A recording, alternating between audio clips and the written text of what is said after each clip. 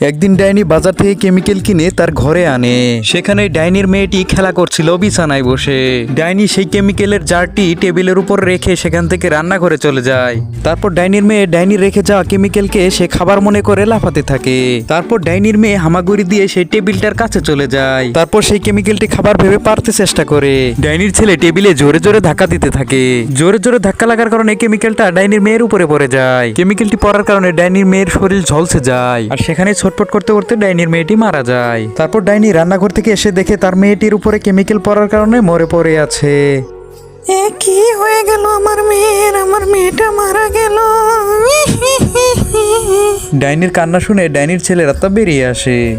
মা মা তুমি কান্না করছো কেন? আমি বুঝতে পারিনি, আমি ছোট মানুষ। কেমিক্যালকে মজা ভেবে আমি পারতে গিয়েছিলাম, পরে আমার উপরে সেই কেমিক্যাল পরে আমি মারা গিয়েছি।